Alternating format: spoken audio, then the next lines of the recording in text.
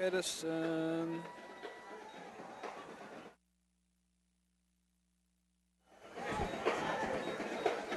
We welcome you to OSAA.TV and second round coverage of the 2012 Class 6A football championships tonight. The Sprague Olympians traveling to Tualatin to take on the Tualatin Timberwolves in a matchup of the number 8 and number 9 teams in the OSAA Power Rankings. Hi, everybody. I'm Todd Pickett along with Jordan Johnson as we get set to kick this one off. Sprague in the second round for the first time in 4 years. Tualatin in the second round for the 7th time in the last 8 years.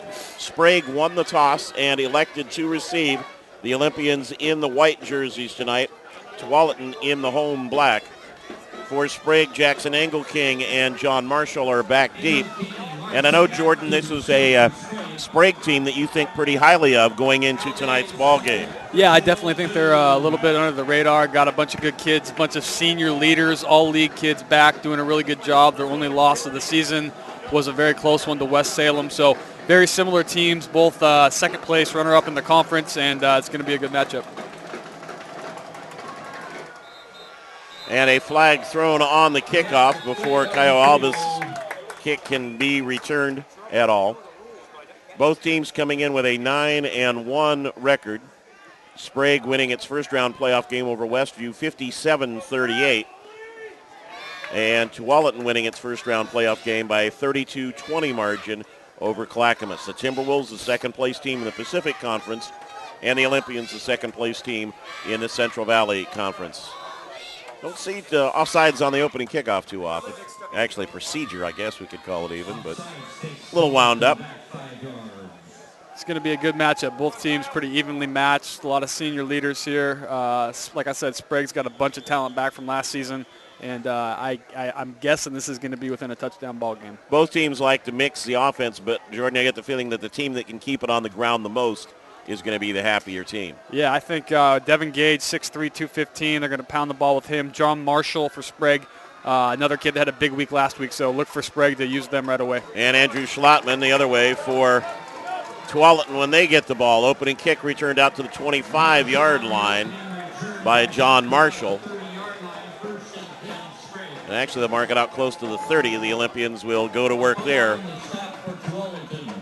Behind their quarterback, John Schwab, 6-foot senior, who passed for 215 yards last week in their win over Westview. Schwab, the conference player of the year, 24 touchdowns, 3 INTs, so a very good season for him.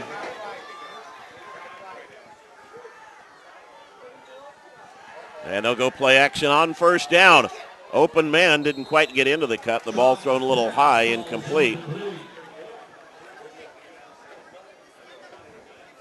That pass intended for Nick Moran out on the right sideline. Moran, the leading receiver for this team with 31 catches.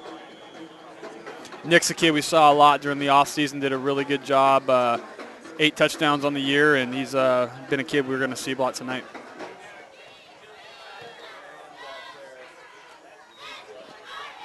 Second and 10, up back carrying, and Gage for short yardage. Devin Gage is one of the more underrated players in the state. He was a first-team All-League linebacker, second-team All-League running back. Big kid, 6'3", 215, ran the ball hard, 17-plus touchdowns on the year, 1,400 yards. So one of the most underrated kids, I think, in Oregon. Will Chapman and Kenny Waller combining on the last stop, and it's a 3rd and 8 situation immediately for the Olympians. 3-man front shown by the Timberwolves, and now they'll walk guys up into a couple of the gaps. Trips right with Gage, the single back. Schwab under pressure, and eventually goes down. He just couldn't go anywhere, couldn't get out of the pocket. Good job there by Austin Green, along with some help from Cody Summers. A couple of all-league performers for the Tualatin Timberwolves, and it's a 3-and-out for Sprague on its first possession. Summers was a kid that was a 3-year starter, multiple all-league kid last year, kind of the leader up front, so we'll look for him. Dane Simonson's another kid, player of the year on the defensive side of the ball. We'll see a lot for Tualatin. Olympians taking a long time with the punt team huddled up on the sideline. And Kyle Cadwaller will come on to kick now. Andrew Schlottman is back deep for Tualatin. High snap, but it's kind of a loopy one. He's able to get to it, and we'll take a little roll here. Schlottman's going to have to step away from the punt. And just with that roll, I'm not sure it cleared more than about 8 feet, but it rolled a good distance, and the Olympians are able to down it at the 18-yard line. A 59-yard punt with about 49 of it rolled. No, not quite that much, but it really worked well for him.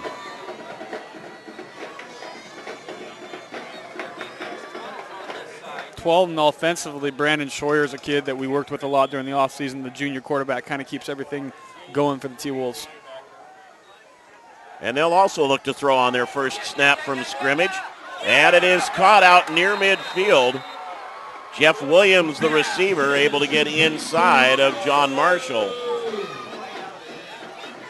That was just kind of the alley-oop. See if your athlete can outleap the other athlete. Jeff Williams may be the most talented overall athlete on this Tualatin team. Him and Andrew Schlottman get the bulk of the carries and receptions. So look for him a lot tonight.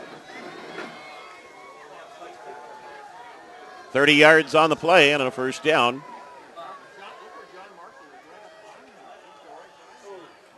A little jump, no flag, and a little bit too tall that time.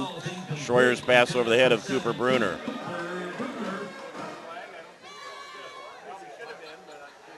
Tualatin's definitely more comfortable running the ball. Schlottman did a very, very good job last week. A couple touchdowns. I think he had 142 on the ground, 13 carries, 142 yards, and 2 touchdowns. So good week for him in the opening round of the playoffs. Jordan, if there's one difference here, it might be in the defenses. You look at Sprague, and they've given up high point scores. They've literally had to just outscore their opponents. Snap through the hands of Schroyer's hands, and he's not going to even get a chance to turn around before he swarmed under back inside the 35-yard line. Sprague's defense, Zach Sweet's a kid you got to keep an eye on from his DN spot, kind of an undersized DN. Had double-digit sacks on the year, one of the state sack leaders, and he's been a guy that's really been a general for the Sprague team. Loss of 10 on the bad snap, so it brings up a 3rd and 20 now for the Timberwolves.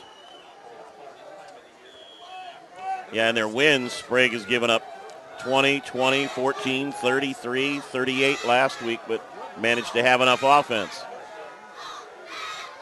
And a wide receiver jumping way ahead of the snap count. Bruner was out in front. Well, what the heck? What's the difference between 20 and 25 at this point? I think Sprague definitely made a lot of adjustments over the week. Westview dropping 38, was it, on them last week? I mean, That was something kind of unexpected, and you have to think that the coaches, got in the film room and made some adjustments as to what they needed to do different. Referee Brent Macy with the call.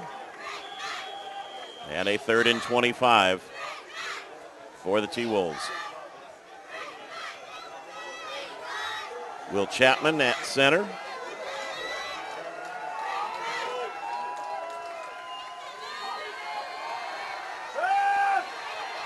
Flushed out of the pocket. Good coverage downfield by the Olympians. And Schroyer is going to be tackled only about a yard or two downfield. First man to him there was Devin Gage, another one of the outstanding two-way players on this Sprague squad. So neither offense able to do anything on first possession, save the Timberwolves getting that one first down on the first play. Got 30 and backed it up 10. Devin Gage and Austin Wilson, both talented big linebackers. Austin Wilson, number 15 there, brother of Tony Wilson. Tony Wilson is a D1 linebacker at Oregon State, so keep an eye on both of those kids tonight. Austin Green to punt. Marshall will let that go as it drifts toward the far sideline, but still rolling. Well, the grounds crew has done a great job tonight. They've managed to keep the ball in play and got plenty good roll in both directions, so go figure. It'll be a first down now for Sprague. And let's look at the flip side of this. We talked a minute ago about Sprague's defense giving up a lot of points. On the other hand, we're looking at a Tualatin defensive unit that has held opponents to single digits in 5 out of their 10 victories. Tualatin has one of the best defenses in the state. It's the offense that's questionable at times. So once again, they've done well. They've done better as the season has progressed, but they've definitely relied on their defensive bunch all season. We were here for the season opener when they squeaked out a 12-8 win over Crater, but again, they put 32 on the board last week. Ball loose for a minute, it looked like, but then it was almost juggled free. A good run right there by Devin Gage as he got second effort. And we'll wait for the spot. It's out near the 33, so give him credit for a 9-yard gain on that. It's second and a long one. Gage is just a beast. He's a really, really big, fast kid. You don't see kids that big be able to run the way he does. So he can go outside, go up the middle, whatever you need him to do. Listed at 6'3", 215. And a whistle before we can get the next snap. And they'll wind it now. The umpire came in and pointed at one of the kids in the offensive line, but I didn't see anything happen as a result. Gage trying to spin away from tacklers that time and gets shoved back, but he'll have enough for the first down. Austin Green, first man to get to him for Tualatin. Austin Green's been doing a really good job all year. This Tualatin D is legit. They really got some guys that fly around and play. The Tualatin program in general, they've got an outstanding youth program, and from the little guys on up, they do a great job. Gage does the lion's share of the work on the ground for the Olympians. Averages 7.5 yards a carry, got over 1,200 yards. And they'll play action again. And you can only stand there with that shoulder so long before you better decide if you're going to turn upfield. And at that point, Schwab almost waited too long. Austin Wilson just lit up James Porter right there. So that was didn't do much for him, but it had to wake him up. Yeah. Call a loss of a yard on the play, short yard at that. Yeah.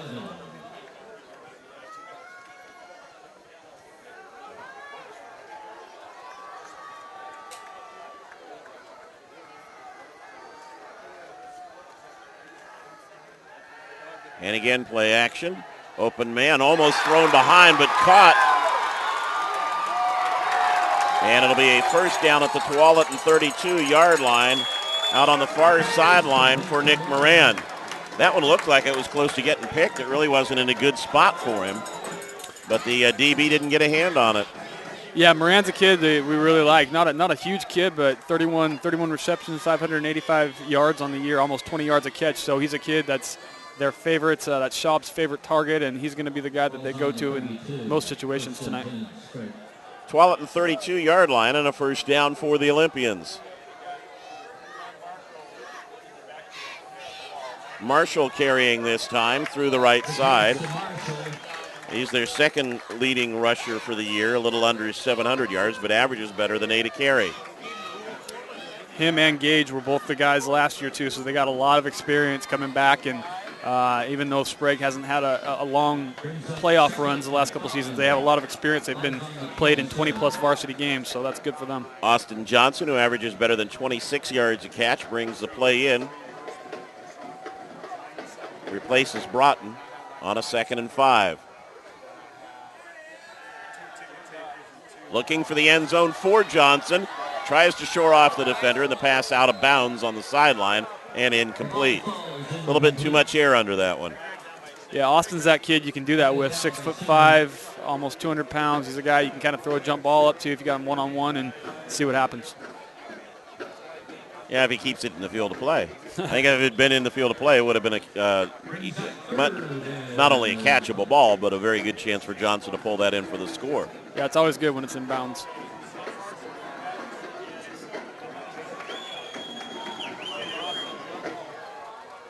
Johnson and Moran to this near side now. And they'll run it with Marshall. It'll be close.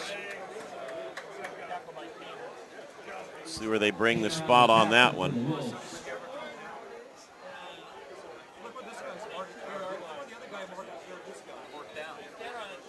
And they'll give him a first down at the 22-yard line.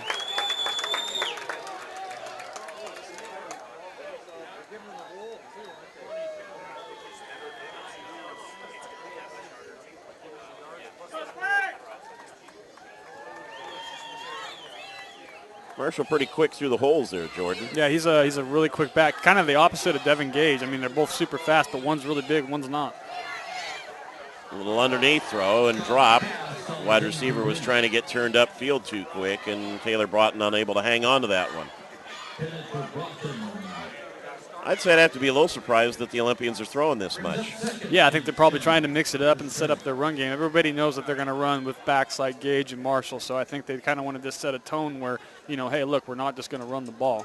So that's what I'm thinking.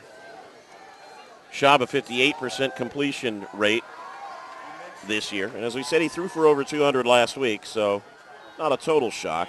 Marshall right side again, able to break an arm tackle, then got leveled once he got inside the 20-yard line.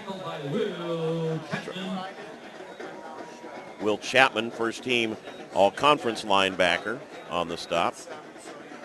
Will's done a great job. Another kid that's been a starter for the last couple seasons. Like you said, first team all-league kid. So this Tualatin D, they're legit. I mean, they're going to show up. They're not going to allow a lot of points, and you're going to have to beat them with some good offensive play. Yeah, this is definitely the more interesting matchup of the two, the Sprague offense against the Tualatin defense. And a 3rd and 5 here. Schroyer on the pass for Johnson, just a simple slant route, put it behind him. That's 6 points if he delivers it in stride. Yeah, they really need to be, when they're in the red zone here or getting close to getting in the red zone, they need to be completing simple passes like that. That's one-on-one on week 11. They are going to bring out the kicker, Cale Powers, who has 3 field goals to his credit this season.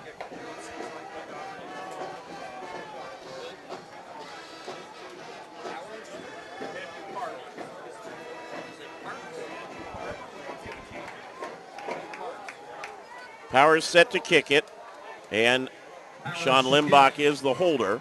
This is a 34-yard attempt. And it may become a 39-yard attempt now. Or it may not be a field goal at all. Dead ball. Delay of game. Olympians didn't get it decided quickly enough.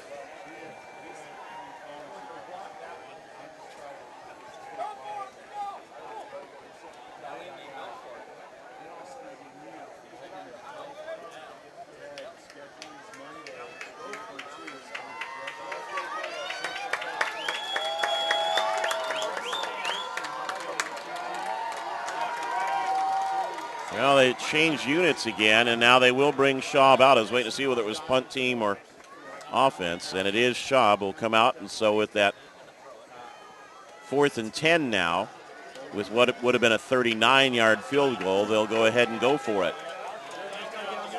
Gage is the sole setback. Twin wide receivers both ways. Marshall slotted to the left. Schroyer tried to step up into the huddle and couldn't get anywhere. Good pressure again by the Timberwolves. Williams on the spot. Ball takes over on down. 1st and 10. Williams. Schwab dropped that time by Jeff Williams, and it'll be a first down for the Tualatin defense. Big stop by Tualatin right there. Sprague got a really good crowd tonight. They brought a lot of people from Salem. They filled this whole visitor section here, so they're out and about. Schlotman's first carry of the night. He'll fall forward for 2 or 3 yards. Brought down there by Austin Wilson for Sprague. Schlotman, good-sized kid, 6'1", 210, really good overall athlete. Had a huge week last week, like we talked about. So between him and Williams, a couple big athletic kids. Yeah, Schlotman 13 for 142 and a pair of touchdowns last week in the win over Clackamas. They try to toss it to him this time, and he got knocked down by Wilson in a hurry. Wilson getting inside his blocker and limits that to a very short gain. Yeah, Austin's the team's leading tackler, like we talked about. He's got those D1 genes and just a very, very talented overall athlete. Started out his career at Yamhill Carleton, made the move back to Sprague, and ended up being a first-team all-league linebacker this year. They actually mark it back for a loss to the 26-yard line, so it'll be a third and almost the full 10 for the Timberwolves there.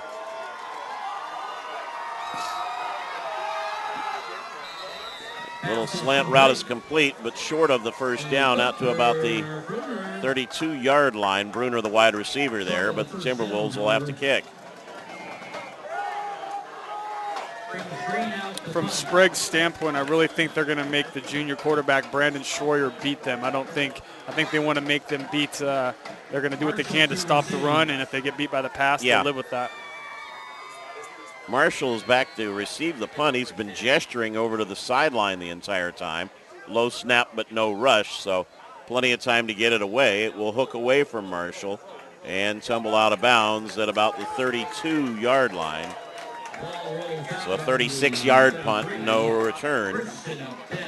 And already just 2 minutes left in this opening quarter.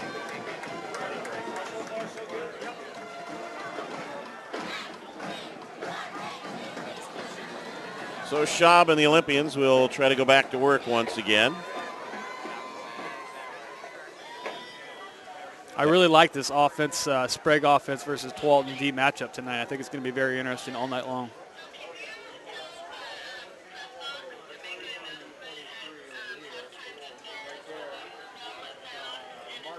Short gain for Marshall as he's pushed back by the front four for Tualatin. Austin Green there along with Will Chapman for the Timberwolves.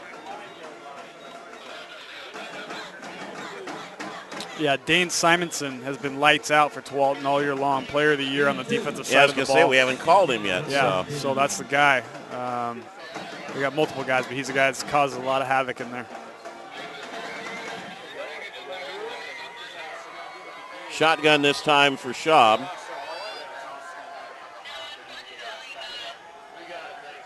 Quick toss outside to Moran. He was close to the sticks, tried to make a move and got driven back. And they will mark him short of the first down at about the 41-yard line. Covering him that time, Cameron Fry for the Timberwolves.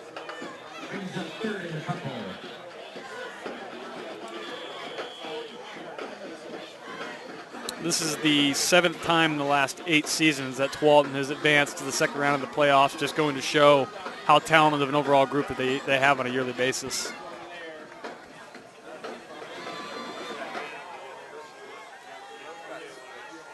Third and short. Schroyer a quick toss out. They give a big cushion to Moran, and he'll have the first down out at the 46-yard line.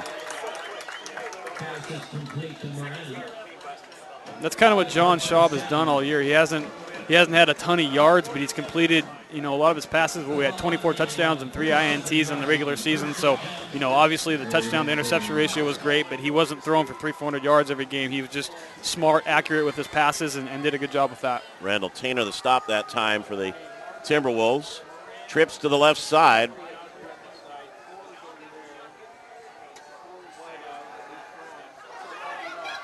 Again, taking a long time trying to get a man open. It's incomplete right tight against the sidelines that time as Schwab tried to find Taylor Broughton. And a 2nd and 10. Did you lose your wallet? Go to the Cook Shack on the south end of the field. Let them know what it looks like, what your name is, and you probably get it back. I'm guessing we have a low-scoring affair tonight, Todd. Oh, they'll have a low-scoring first quarter at least. 2nd and 10. I mean, that's nothing new for Tualatin. It's really unusual for Sprague. Yep. Their lowest point output of the season was 26 points in their only loss to West Salem, 29-26. Yeah. Marshall, the ball carrier. They get the hole off the right side. Schlottman has to bring him down inside the Tualatin 40-yard line. It'll be enough for a first down, and so far the strength of the Olympians, quite obviously, is that right side of the offensive line. Yeah, Sprague once again has an outstanding line up front as well. They got a bunch of seniors that return, good-sized kids. That is the end of the first quarter in this Class 6A playoff game. No score between the Sprague Olympians and the Tualatin Timberwolves. We'll be back with second quarter action right after this timeout. You're watching the 6A playoffs on OSAA.tv. You see us at the start of the day. On the company phone list that's a few names longer. You see U.S. Bank on busier highways, on once empty fields. Every day, you see all the ways all of us at U.S. Bank are helping grow our economy, lending more so companies and communities can expand, grow stronger, and get back to work. Every day, you see all of us serving you around the country, around the corner. U.S. Bank. At Les Schwab, along with great prices, our tires come with the kind of protection most other places just don't give you. Which includes free flat repairs, equal value replacements, pre-trip safety checks, and more for the entire life of the tire. With the other guys, you just never know. So why is free protection on your tires a good thing?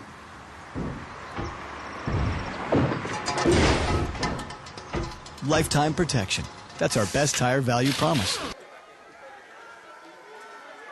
Ready to start the second quarter at Tualatin High School. Sprague with the football on a first down at the Timberwolves 39-yard line. Schwab looking to lob one down the sideline deep, and it is incomplete as he tried to again find Moran. But again, just a little bit too much touch on it. I don't think it would have been a reception had he pulled it in. Cooper Bruner on the coverage that time for Tualatin. Quite a few drops, like you said. They haven't exactly been on the money, but a little cold out there. We could see some drops tonight. Yeah, that's the real question, whether we're going to get home in time, or to the car at least in time, never mind home. But that is the battle of the night, as it were. Schwab will step him up once again. Twins to the tight side. Marshall, the ball carrier, gets forward for just a couple of yards that time. A better job by the right side of that Timberwolf line. Austin Green assisted by Kenny Walther with the sack. A little bit of help from Cody Summers as well. Connor Astley, 6'4", 245. Riley Long, 6'4", 220. And Ricky Julian, 6 foot 220, are the three primary guys up front for the Olympians here.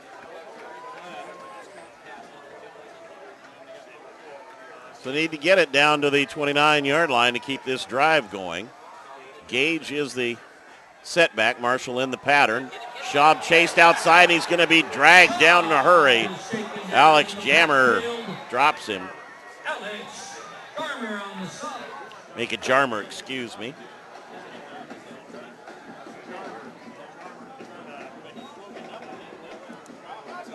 And Schwab hobbling off the field, as you can see. Yeah, that's not good. They do not need any injuries to their offensive player of the year within the Central Valley Conference. That would not be good whatsoever. Kyle Cadwaller on to kick. And Schlottman back deep. 4-12, a little scrambling here as they have to get personnel aligned to the Olympians.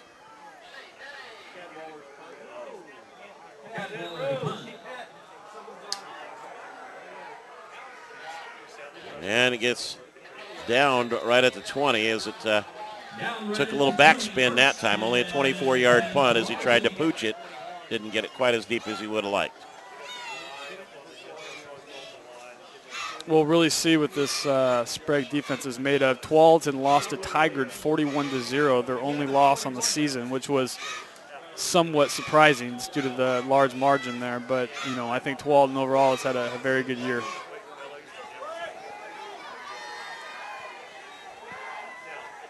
Schlottman kicks it to the outside and will get out over the 25-yard line before Moran brings him down there.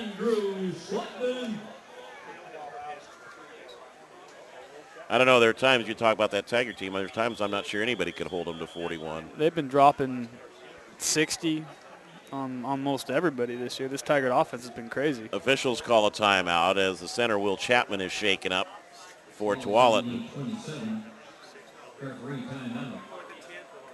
Not the guy that they want to have, not only as their starting center, but he was a first-team All-League linebacker, as we mentioned. So, and he is having a great deal of difficulty getting off the field. He'll be replaced by Andy Collins.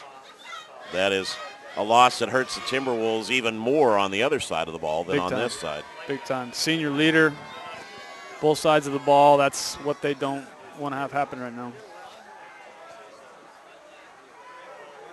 Not on the roster for Sprague, I believe, is Levi Long, number 79. We'll see him on offense, and that's the brother of Riley Long. He's only a sophomore, 6'6", 6'7", one of the better sophomore linemen in the state, so that's a kid that we want to keep an eye on. So injuries both ways. Schwab being taped on this near sideline in front of us. And the Olympians will hope to get him back. Keeper this time. And a first down and more out over the 40-yard line. Schroyer with a nice carry. A flag thrown at the end of the play.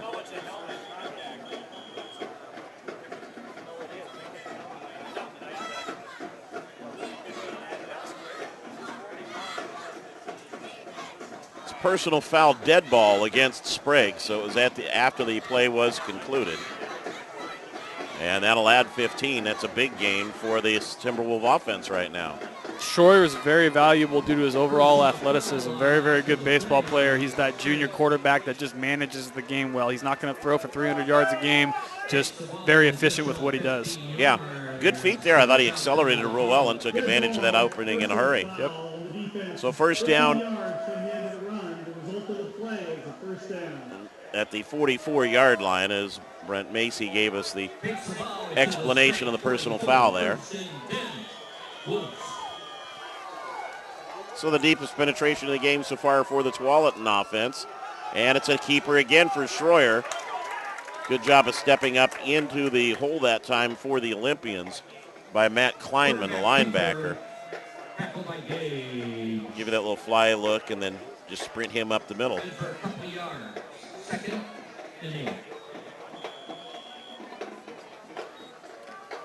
Tualatin's got a lot of young kids, too, coming up. They're going to be very good. So they're going to be good just like they always are for years to come. And they'll counter will the Timberwolves. Schroyer's pass to Jeff Williams, able to break a tackle. Both defenses give an awful lot of cushion on a real short out. And it's a first down for Tualatin. Yeah, you got to think they'll be able to make some adjustments on that. You don't want to leave Jeff Williams just hanging out by himself. He's already tough enough to bring him down, one-on-one. So that's a guy you really got to cover. Jordan, I'm watching Schwab here on the near sideline, and he's having a great deal of difficulty even trying to jog right now. Took a couple of steps and had to take his weight off the foot completely. Back to action now, and the pass complete. Boy, there's a situation of just running over a speed bump that time as Bruner caught the ball, and I don't think even saw the defender down on the ground and ran over Kleinman. Yeah, I think the teams that can stay injury-free and avoid drops and things like that are going to be the guys that, make keys to victory here. John Schwab, if he's out, that's not a good thing at all. We'll try and get you a shot of Schwab in between plays if we can.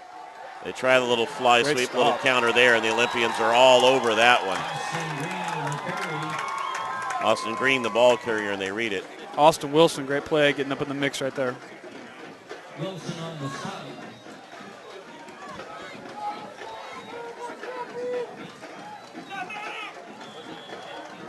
There's a quick look at Schwab. He's being evaluated still, and they're going to send him down towards coach. It looks like you can see how he's hobbling there. Meanwhile, it's a 3rd and 10 now for the Timberwolves. Good job by our crew there. Schroyer, a little slant in. Nice catch of the pass behind him by Williams. And this is going to be a little short, it appears, on the spot.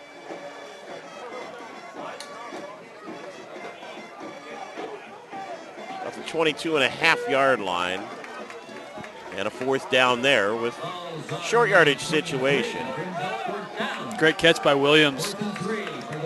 Yeah, again, neither quarterback has thrown that on the money pass that you hope they throw, but it's been catchable at least. Yep. And Williams a good set of hands.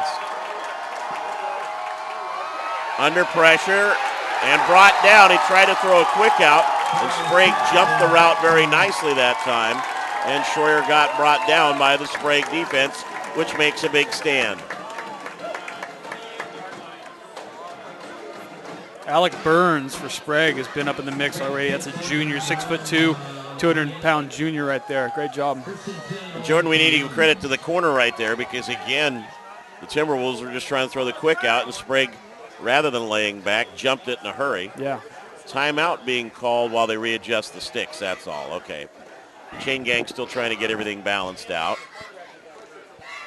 And it is a first down for Sprague at their own 27-yard line. 7:11 left to play here in the second quarter. Winner of this game, by the way, faces the winner of Thurston Jesuit. And we'll try and keep you posted on that one or get you a score a little bit later if we can.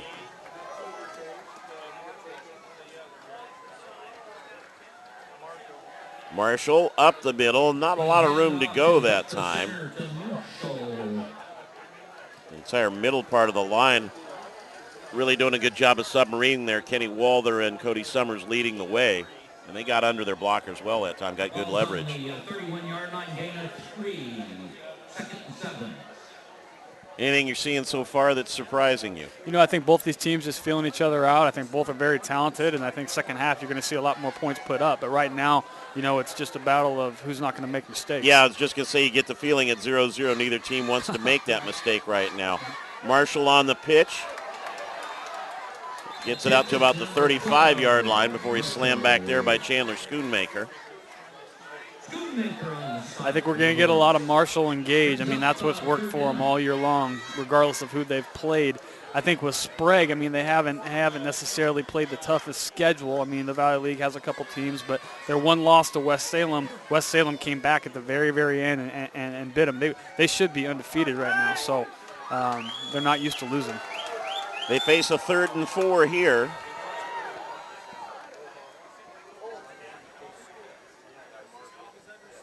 And we'll look to throw it again.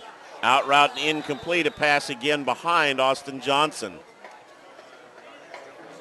And that's where in week 11 you got to be dialed on that. You got to be able to complete, you know, a simple 3rd and 4. So, you know, hopefully they can make some changes. You got to wonder if that injury is affecting him at all too. I still see him limping right now coming off the field. Yeah, that's true, and that would be his plant foot as well. Mm-hmm. So Kyle Cadwaller will kick again. Andrew Schlottman back deep for the Timberwolves. There's that bullet again with the top spin. He's lucky he clears the line of scrimmage with it, but it's effective. And this one will roll for 47 yards down to the 19-yard line and be down there. He's got to be careful because if he doesn't get elevation on one of those, he's going to hit one of his linemen in the head. Yeah, that's what I thought he was trying to do. Yeah. Schwab on the headsets with the coaches upstairs on the Sprague side of things. Meanwhile, Brandon Schroyer will try to get the Timberwolves offense going again. They had a good drive, stalled just outside the red zone last time. Really like Schroyer. Great kid, hardworking kid. Like I said, outstanding overall athlete. Nice fingertip catch that time and out to the 30-yard line to grab by Cooper Bruner. Bruner, the junior, 6'2", $185, outstanding catch. And that's what's, I mean, whichever team is catching the football, you're gonna see a huge advantage tonight. We've already seen 4 or 5 drops for Sprague, so, you know, that needs to be something where, you know, like I said, week 11, you cannot be dropping passes. Yeah, 11 yards and a first down on that grab by Bruner.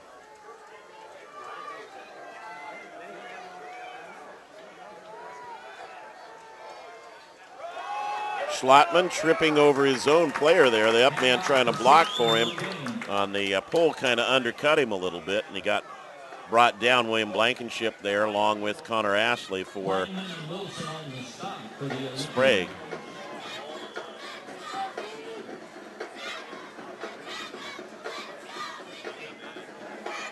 And a 2nd and 10 situation here. Schroyer gets the signal in from the sidelines.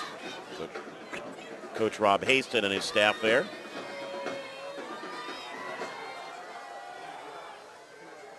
I'm surprised there wasn't a flag there. They broke the huddle with 12 players.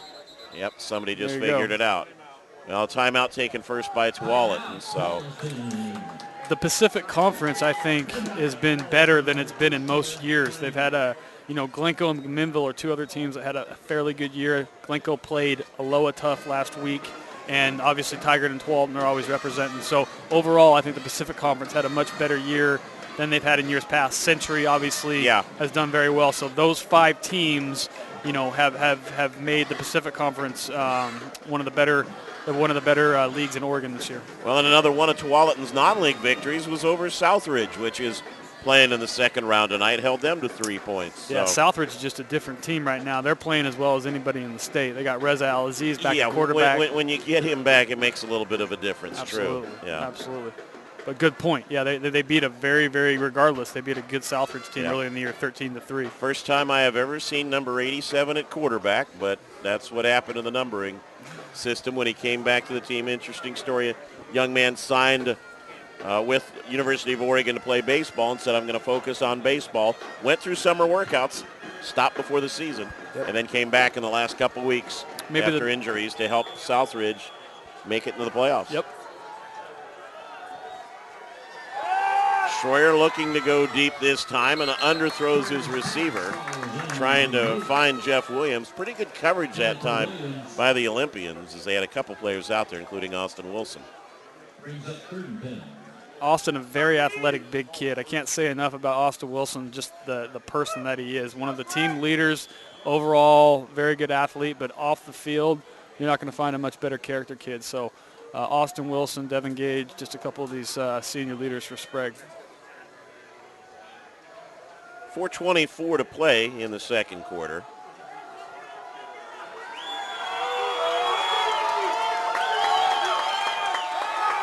Schroyer get on the rollout, and he's just going to get swarmed on. Big blitz that time. Ricky Julian. They list him at 6'2", 220. He seemed a lot bigger than that as he blew in to drop the Tualatin quarterback. Yeah, another two-year starter right there. Ricky Julian does a great job for Sprague. Gets to the ball. These D linemen for Sprague move well. So, once again, Sprague has got some points dropped on them, but they're doing all right now. Austin Green back to punt. John Marshall standing at the midfield stripe. Nice field of the snap on a hop and got the kick away under a little bit of pressure. Again, kicks away from Marshall and it'll roll out of bounds. They'll spot it at the 41-yard line, a 37-yard punt with no return. I don't think we've had anybody return a punt yet tonight. Kick almost blocked. I think in the end we're going to see some block punts or some mistakes. Someone going deep. I mean, something's going to keep snapping on a hop. Yeah, something's going to have to happen. So Schwab, as you can see, the right ankle heavily taped.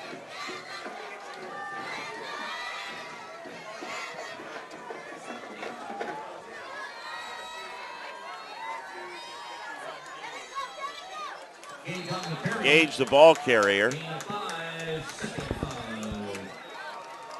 I think this injury to Schwab is only just out of necessity, is only going to make Sprague run the ball more. Yeah. So, you know, if I'm Tualatin, especially at halftime, you make your adjustments and you focus on stopping Gage and Marshall. And if Schwab can beat you with his arm, then so be it. I was going to say, at this rate, we may have two 9-2 defenses out here, or the way they align in the second half. Yeah.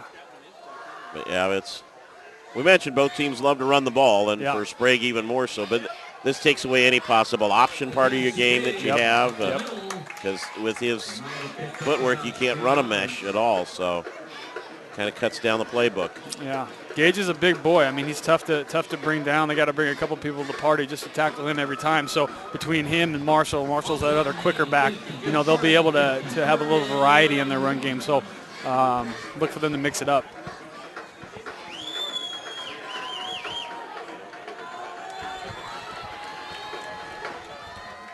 Third and a yard here from midfield.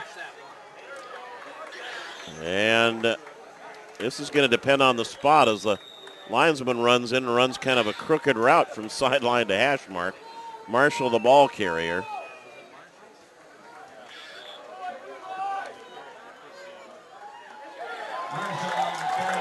And it is enough.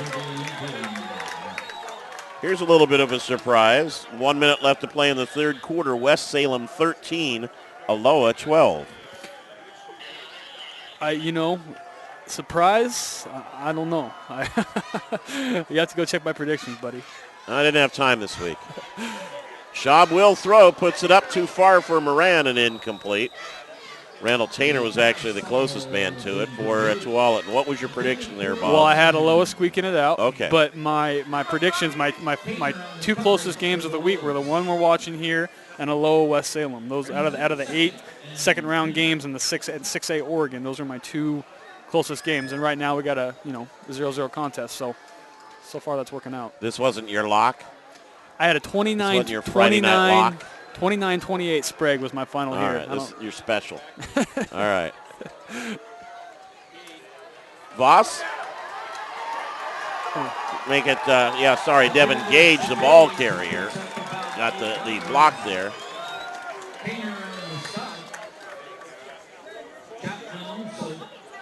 Devin, just a big kid, lowers his head right there. And you can imagine they're going to run some clock and try to get some points on the board, whether it's a field goal or whatever it is before half.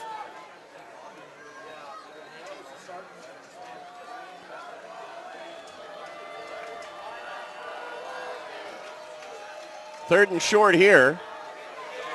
And Gage will get the first down.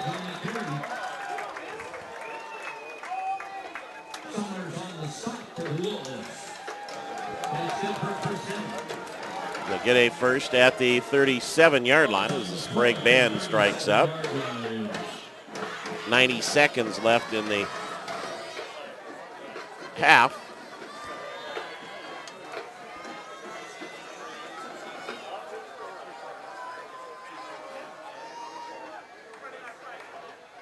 Gage again, the sole setback. Under pressure, nice step through, but he'll get sacked. First man through was Jeff Williams, forced him away, and then Austin Green made the tackle for the Timberwolves. Yeah, Schwab's leg is definitely hurting him right now. He was not mobile by any means getting away right there, so he's struggling right now. And a timeout taken by Sprague. You know they're going to have someone else warming up or warmed up. You get the feeling, they're just trying to make it to halftime right now. Yeah.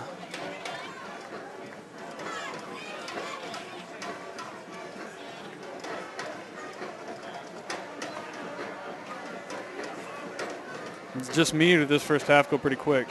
That it did. Fairly rapid.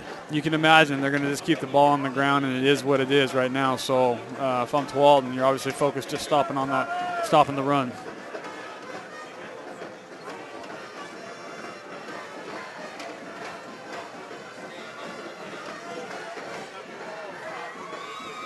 Shaw barely being able to get on the field.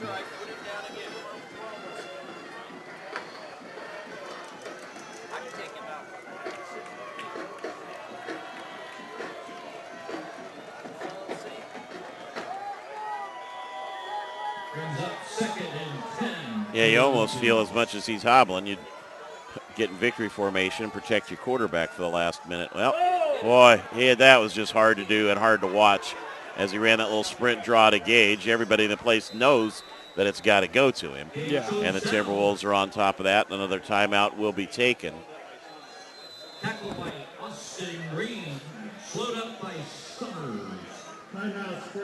And Sprague will take their second timeout. Schwab, just a wounded warrior, really hobbling he over can barely right move now. now. When it comes to making footballs, Wilson is untouchable. We'd either be seeing Caleb Burris or Austin Brown, one of the two other quarterbacks on this roster right now. So one's a junior, one's a sophomore. Interesting, Tyner with a 50-yard run a moment ago that was called back on a personal foul. Here's some other score updates we have thanks to OregonLive.com. Southridge leading Century 27-8 in the second quarter early. That's a lot of points for Southridge, but they get it going big time early there. Central Catholic 21, Sunset 7. And Tigard 21, Canby nothing.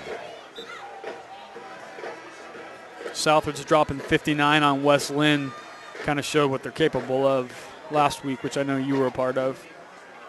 Yeah, that one was over in a hurry. Yeah.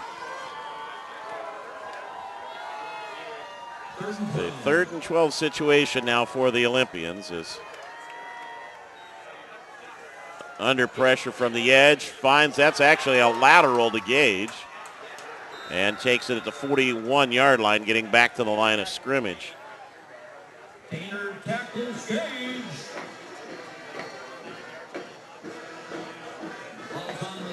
And you would imagine they'll be content with just getting out of here tied at 0. Yeah, true. If you're Tualatin, I suppose you could think about calling a timeout, but there's still a punt to go. So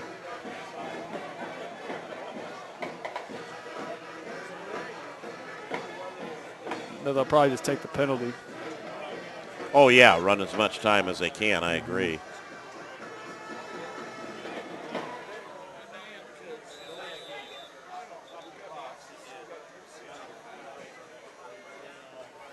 And they'll take the delay of game. 6 seconds left. So, if you're Tualatin, you might as well rush the punter right here. If you stop and think about it, as low as he's kicked the ball, try to get one, because otherwise you let him kick it and let it roll. Time's going to run out before the ball does anything else. Yep. Sprague really brought the fan base, though. I don't know if you've taken a look at this crowd, but it's oh, yeah, very impressive. It's a pretty easy drive for him up to Tualatin. Yeah. And a good year for the Olympians brings the fans out, doesn't it? Most definitely. Now, if Cadwallader had been smart, there's not even anyone back and there's no punt rush. He should have just held the ball. But this will work good enough. They down it, and the clock runs out. Not a wise play there either. He'll let the clock go for a while. And that will bring our first half to an end. It is a half for the defensive purists.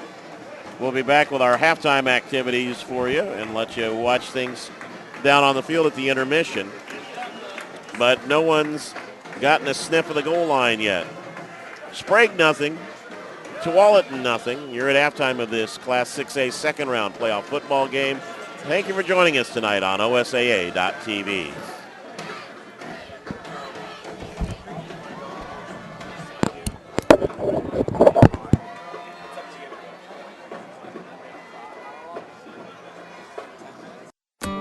You see us at the start of the day. On the company phone list that's a few names longer.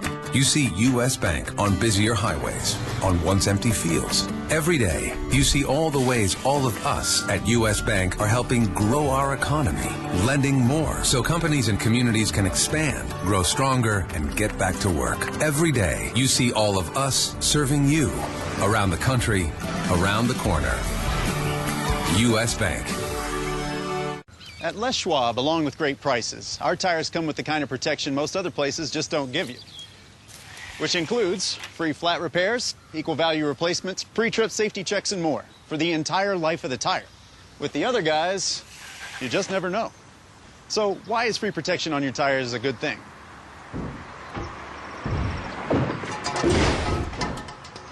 Lifetime protection. That's our best tire value promise. Les Schwab, doing the right thing since 1952. At Les Schwab, along with great prices, our tires come with the kind of protection most other places just don't give you. Which includes free flat repairs, equal value replacements, pre-trip safety checks, and more for the entire life of the tire. With the other guys, well, you just never know. So why is free protection on your tires good to have? Lifetime protection. That's our best tire value promise. Les Schwab, doing the right thing since 1952. My family and I were enjoying a big vacation in Tahoe. After a great day on the mountain, our car wouldn't start. I got a jump, but it kept dying. Everyone in town said, "Go to Les Schwab." When I pulled up, George delivered. He quickly tested the battery and confirmed it was a goner. While he installed a new one, I finally got my first relaxation of the vacation. It's nice to be treated like a neighbor so far from home. I'm Clay Gilman, and that's my Les Schwab story. Les Schwab, doing the right thing since 1952.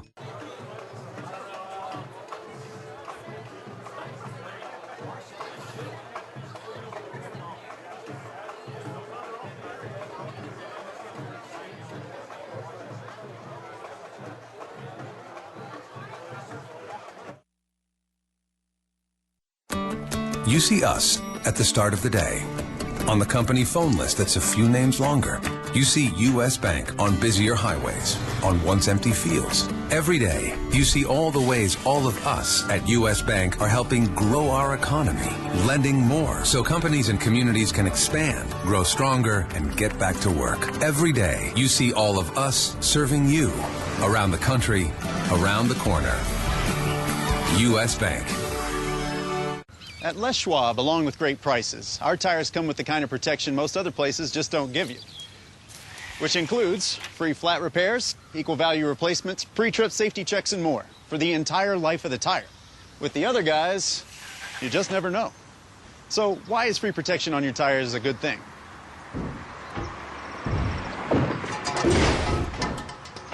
Lifetime protection. That's our best tire value promise. Les Schwab, doing the right thing since 1952. At Les Schwab, along with great prices, our tires come with the kind of protection most other places just don't give you, which includes free flat repairs, equal value replacements, pre-trip safety checks, and more for the entire life of the tire. With the other guys, well, you just never know. So why is free protection on your tires good to have? Lifetime protection. That's our best tire value promise. Les Schwab, doing the right thing since 1952. My family and I were enjoying a big vacation in Tahoe. After a great day on the mountain, our car wouldn't start. I got a jump, but it kept dying. Everyone in town said, "Go to Les Schwab." When I pulled up, George delivered. He quickly tested the battery and confirmed it was a goner. While he installed a new one, I finally got my first relaxation of the vacation. It's nice to be treated like a neighbor so far from home. I'm Clay Gilman, and that's my Les Schwab story. Les Schwab, doing the right thing since 1952.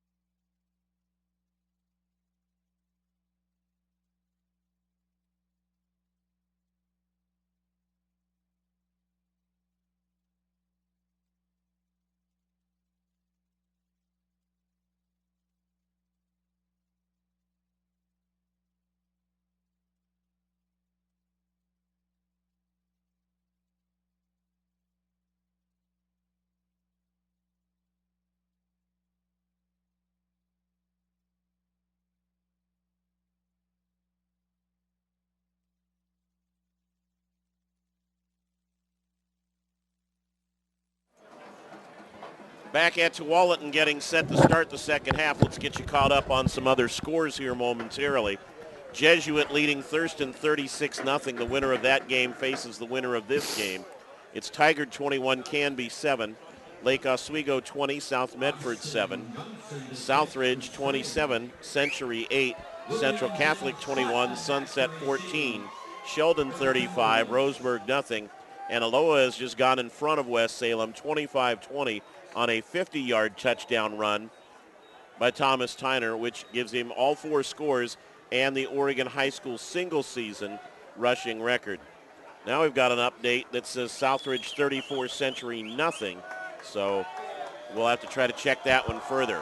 Ready for action here as Sprague kicks off to Tualatin in a scoreless ball game. We get the third quarter underway, and a little uncertainty at first about who would take the ball on the run back, but Zach Salton carries it for Tualatin and takes it to the 30-yard line.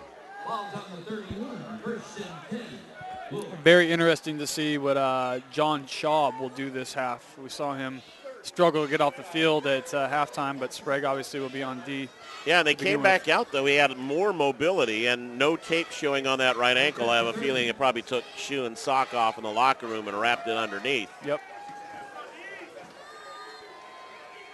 Oh, wow. You liked that one, did you? Goodness gracious. The same guy who had the smack in the first half on the quarterback, Ricky Julian. Ricky Julian, yeah. Straight up. 6 foot 220.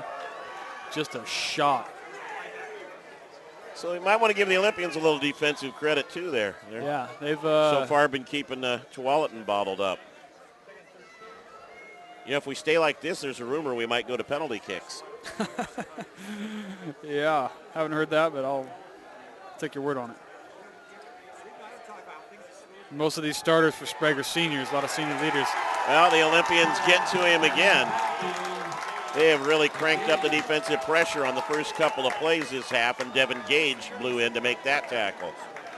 Devin Gage, equally talented on the defensive side of the ball, so keep an eye out for him all second half. So there's a third down and a long way to go. Actually about 24, 25 yards. And we'll see whether Sprague's content to play a little drop and allow underneath passes or not.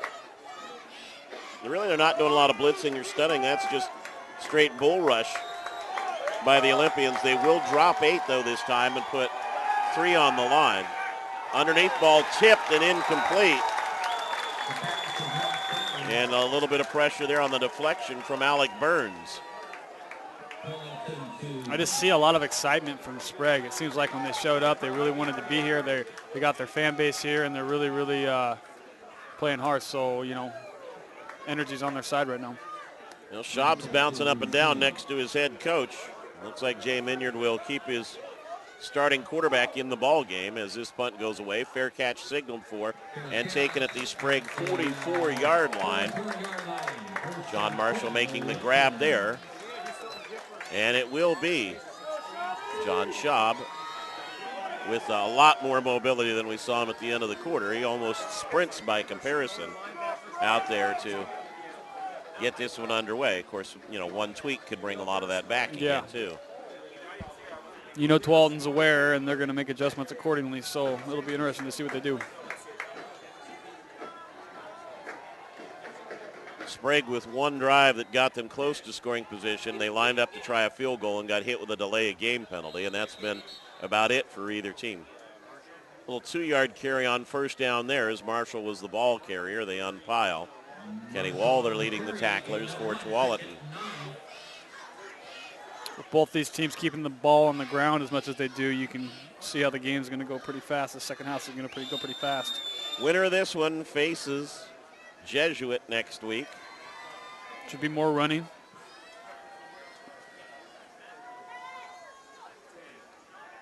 And down goes Schaub. Backside rush brought him down in a hurry. And he's a little bit slow to get back up again, as you would expect.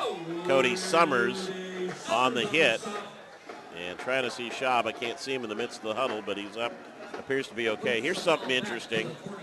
Little, not necessarily gamesmanship, but protection. Just saw a note here on the Central Catholic Sunset game.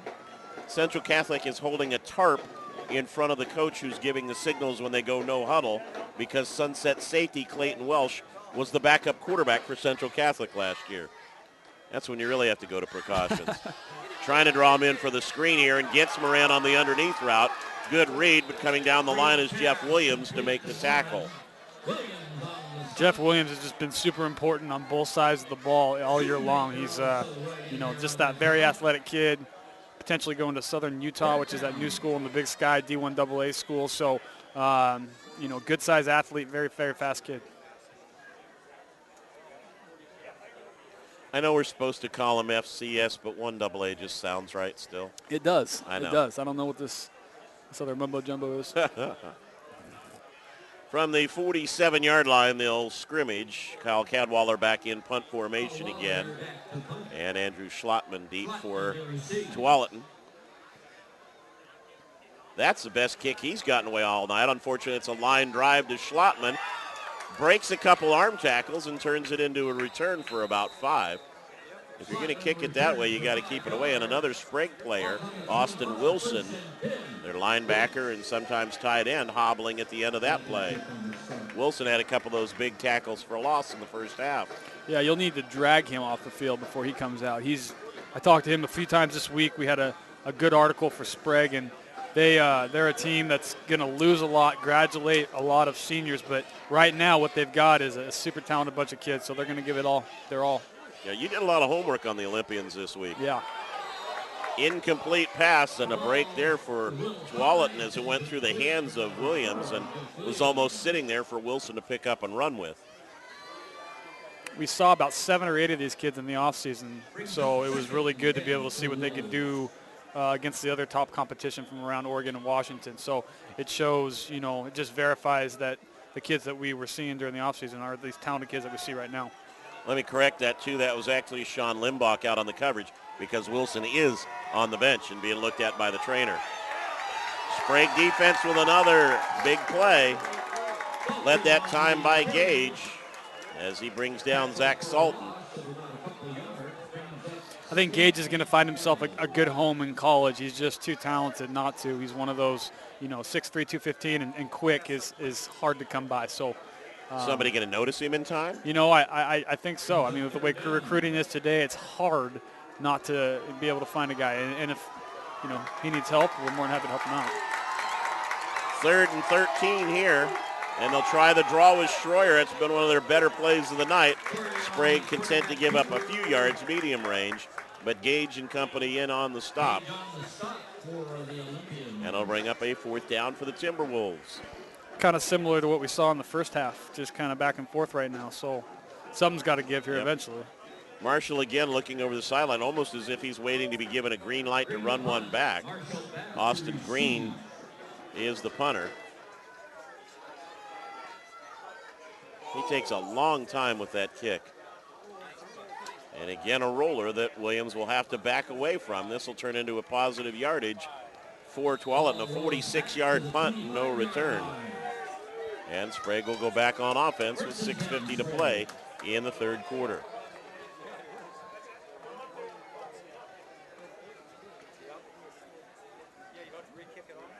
No surprise out of Sherwood. Christian Morris going off tonight. 16 carries for 243 and 4 touchdowns in the first half. Just another day at the office. I formation for the first time in a while for the Olympians. Sprague, the slant route, that's the best thrown ball he's had tonight. And it's a 1st down out at the 42-yard line. Taylor Broughton, the receiver. Taylor Broughton's done a good job thus far in this game. 13 catches, 247 on the season with 5 touchdowns. Yep. Not a bad year.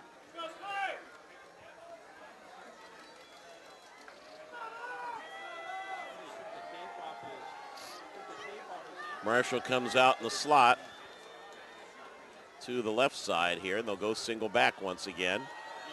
Gage, a couple of yards on that one. That spread with Gage as a single setback really hasn't done a lot so far for the Olympians. Walder on the tackle along with Cody Summers.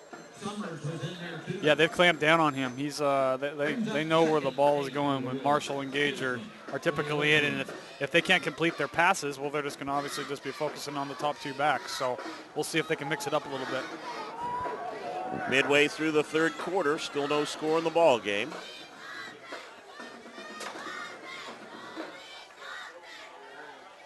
We'll toss the quick out to Marshall out of that slot into Tualatin territory, and a first down at the Timberwolves 40-yard line.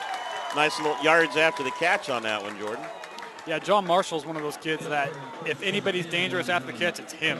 I mean, he's that guy that is obviously he's 5'8", $145, kind of shifty. He's a guy you want to get in the open field, and he might be able to break one for you. They'll bring it back, say he caught the sideline at the 43, but it's still enough for a first down for Sprague. And they go trips to the wide side this time. Moran closest to you. Broughton and then Marshall slotted inside of him. Another quick out. Moran one-on-one coverage. They just trying to get him to slip a tackle right now. Randall Tainer on the tackle. Got some help from Zach Sultan. It's either, you know what, Jordan? It's either going to be a little pump fake on the out route and go, or it's going to be somebody stepping in and picking one. Yep, it's you're absolutely right. We're going to see one or the other before this night's over, so we'll see who gets the advantage there. They picked up 7 on that one. And they'll go back to Gage. Got kind of held up by his own lineman at first, and then some good pressure on the inside from Cameron Fry to slow him as well. Cameron Fry, a talented sophomore, 6'1", 210, plays D-line, but more of a backer.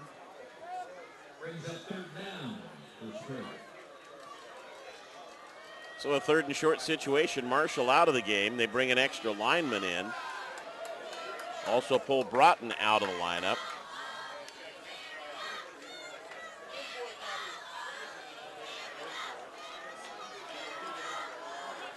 Gage the sole back. They go a little heavier in the line. Sorry, they put an I-man in front of him now. And Gage just straight up the middle, lowers the head, and has enough for the first down. A little power football that time by the Olympians, and they'll have enough at the 31-yard line to pick up the first down. That's the big advantage when you do have your tailback, that 6'3", 215. If you need a couple yards, you know, you already got the momentum. You can let him do his thing, and typically you're going to be able to get a first. Silverton having an outstanding season. They lead West Albany 14-6 in the third quarter. Yeah. Flag down on the field late and a sideline warning against Sprague. And I don't know whether that was players on the field or outside of the player box or what, but the warning's been issued to the Olympians. If they can stay in the box, they won't care about the rest of it. They have a first down at the 31. Schaub stepping up into that one quickly. Incomplete as he threw it down and away from Austin Johnson. Footwork was a little unusual that time, I thought, for an unpressured pass.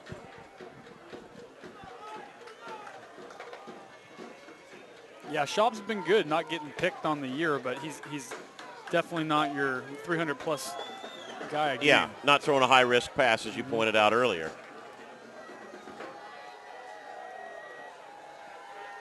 Most sustained drive of the night for Sprague. And they'll go the same route again, this time to Moran, a little deeper. He can be close to first down yardage. It'll be just short, though, as they spot it, and a third down and about a yard, but nice job to get a large portion of that one back. Nick Moran, one of the more under recruited receivers, not a big kid, 5'10", $180, but 31 catches, 585 yards on the year. Back to the power formation, as it were, the tight spread with an up back, and once again it's Gage. He just lowers the helmet and plows forward. That time he knocked over Chandler Schoonmaker. Zach Sultan also there, and another first down for the Olympians. I think he ran over his own guy first. Oh, yeah. Once you get going with a got to just keep going. Pile driver, yeah. There you go. Steamroller, you just keep it going.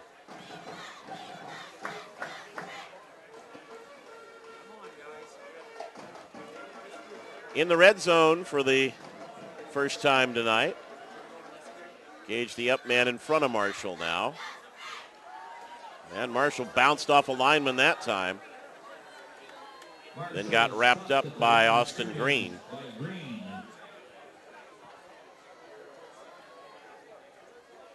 Yeah, Sprague's only loss of the year was that comeback victory by West Salem on that black turf out there. So, they were up a couple touchdowns, and West Salem came all the way back. So they're almost 10-0 coming into this game. So it's been a very impressive season for the Olympians. Cale Powers, the field goal kicker, is warming up. He had a chance at one in the first half that got taken away with a delay of game penalty.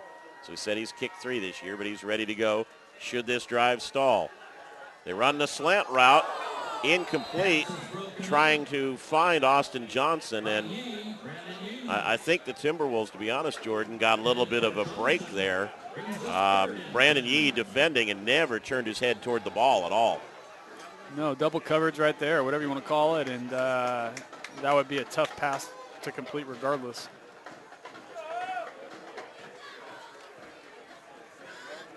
So a 3rd and 10 from the 18-yard line.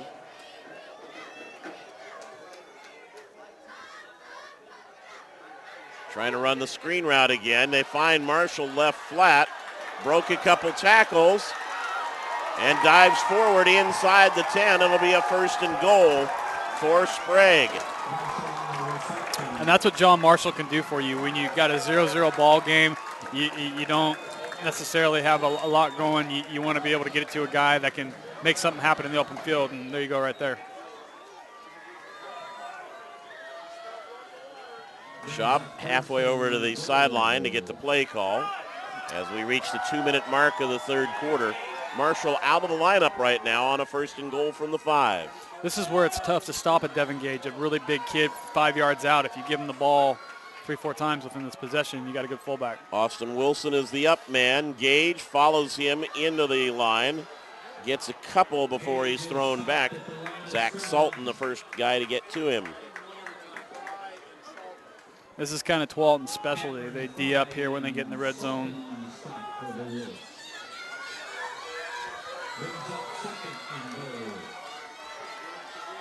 It's just straight ahead power football right now. Yep. Zach Sweet coming in on the line as well. They'll spread a couple receivers just to stretch Tualatin out a little bit.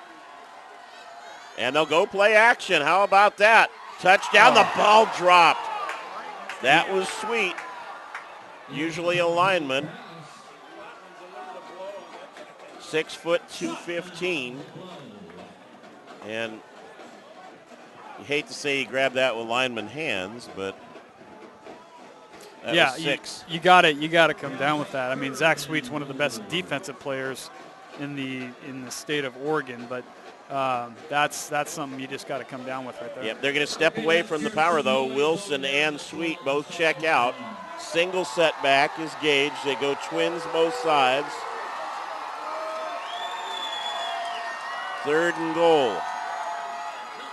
Slant route incomplete. Ball was behind Johnson, who was open. And they will bring the field goal unit on. Cale Powers with 3 field goals this season. We don't have any distances on those. Yeah, this is where, if you better make sure you get this field goal, because you're at the 5-yard line on 1st and goal, and you got your big back, and you don't run the ball. You better be getting some points out of this. Sean Limbach is the holder. This is a 21-yard attempt for the lead.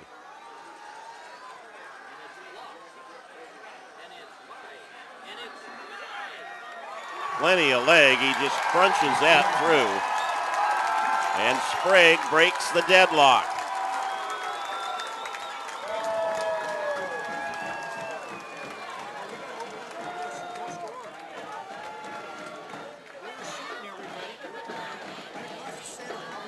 Powers, the 21-yard field goal makes it Sprague 3 and Tualatin nothing.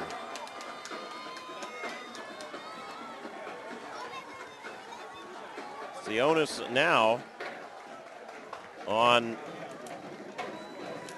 Tualatin to find a way to get the offense untracked and get things moving against the Sprague defense that is, again, as we said, given up double-figure points in all but one game this year, has really stood to the challenge tonight.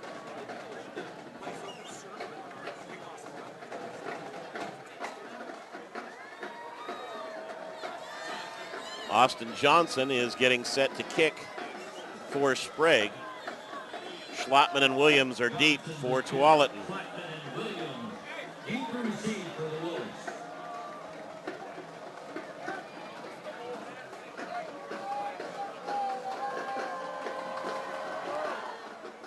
High short kick.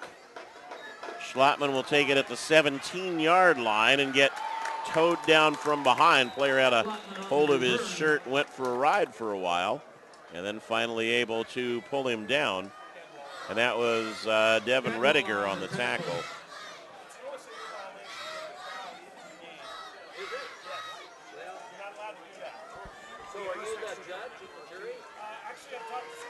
So we'll see what Sprague's D comes up with here. Like you said, they've given up some points previously on the season, but they've been playing very well thus far. So we'll see what they can do to stop Schroyer and company.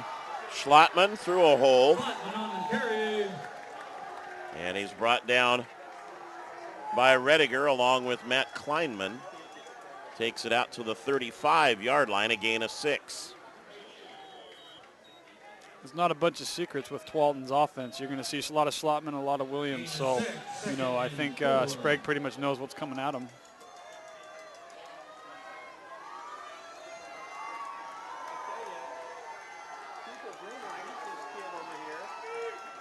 They'll run Schlattman to the right side. Over the 40 in there before he's tripped up. Got knocked down by Jackson Engelking.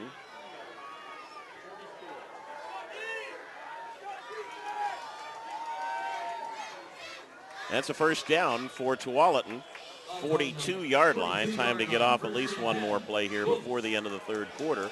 But all of a sudden the Timberwolves with a couple of good runs and move the sticks. Schlattman short game that time as he tried to cut back. Tanner Fisher bringing him down.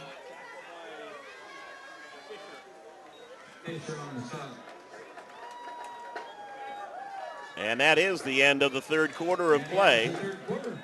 Powers a 21-yard field goal late in this quarter, the first points of the ball game, and with 12 minutes to go, winner moves to the round of 8. It's Sprague 3, Tualatin nothing. Back with the fourth quarter after this on OSAA.tv. You see us at the start of the day. On the company phone list that's a few names longer.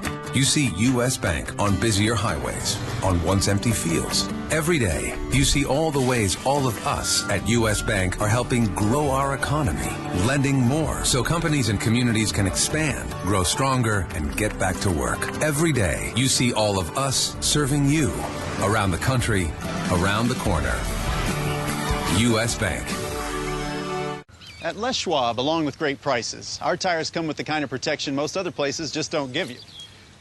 Which includes free flat repairs, equal value replacements, pre-trip safety checks, and more for the entire life of the tire. With the other guys, you just never know. So why is free protection on your tires a good thing?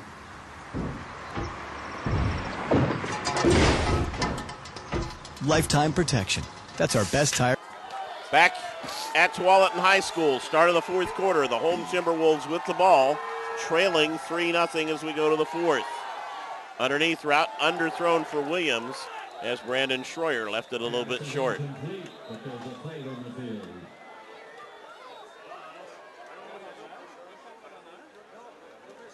Apparently a penalty against Tualatin. Offensive pass interference is the call. Now if you decline, it's a 3rd and 10. Yeah, that's big right there. That's really big. Well, but do you take it or do you decline it and have a 3rd and 10? That's what I'm thinking. Yeah. Oh, now wait a minute. Now one official just came over towards the Sprague bench and pointed the other direction. All right, it is against Tualatin, and they are going to accept the penalty.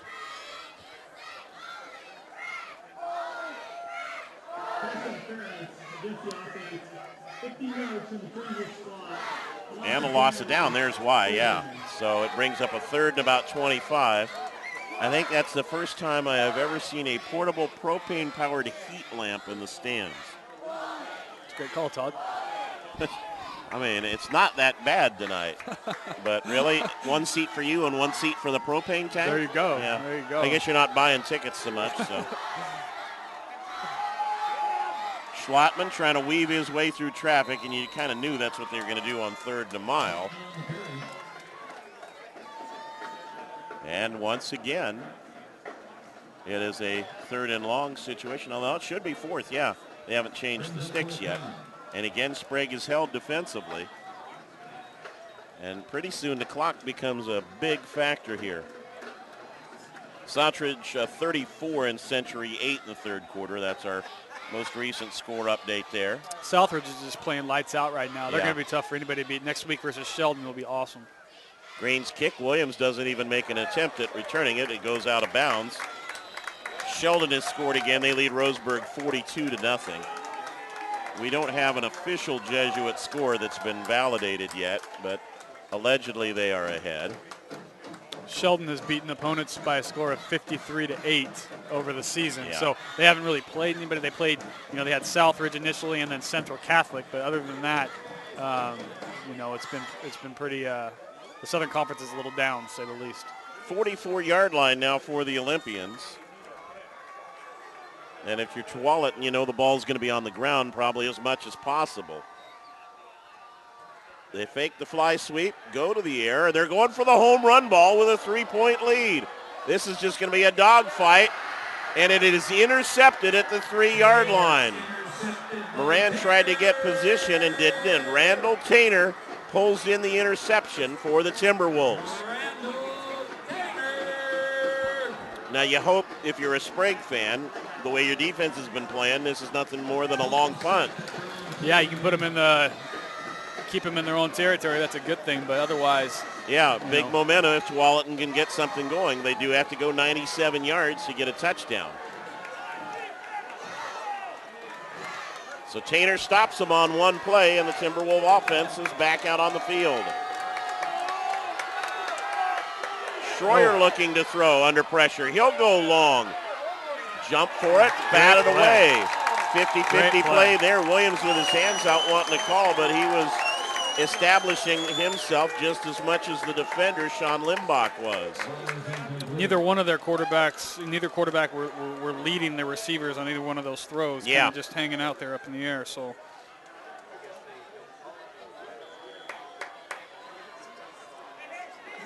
Outstanding play by Sean Limbach right there. Junior, 6'1", 180.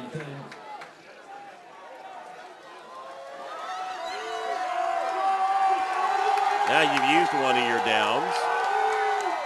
They will go back to power. A little mistake, it appears. Ball's loose, and it's fallen on by Sprague at the 1-yard line. Oh, official says it's 3rd down.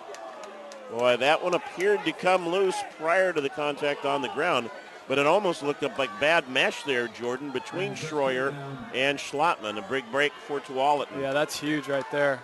You got to wonder if they're just going to try to preserve right now and punt it or what.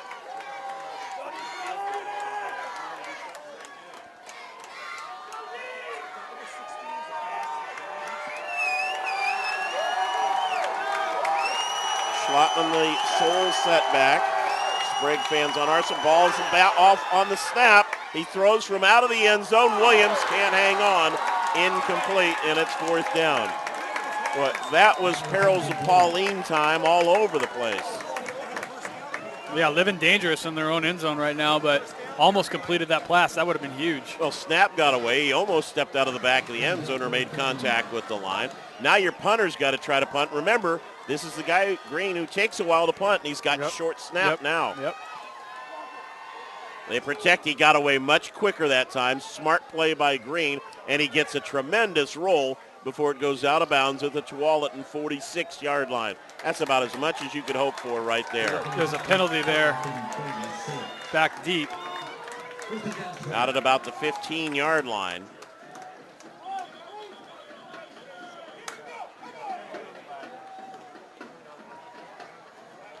Central Catholic 28, Sunset 14, Lake Oswego 34, South Medford 7. Those are both third quarter scores. Dead ball foul, a personal foul against Sprague, so they will maintain possession and get backed up even further, though. So that ends up being, almost a 65-yard punt with the penalty. So a bit of where they end up. Yeah, should be around the Sprague 40-yard line by the time they're all done. Dead ball, personal foul, against Sprague, 15 yards.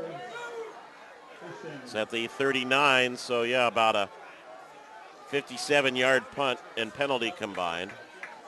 Sheldon has scored again. They now lead 49-0 over Roseburg. Undefeated Redmond 5A ball is up 7-0 on Crescent Valley right now. Tight game there, yeah.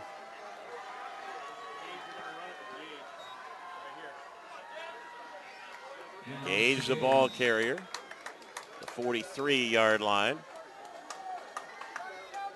This is where Sprague's really going to just, I think try to use some clock, maybe set up some play action, run their big boys, run Gage. Gage and Marshall both in there.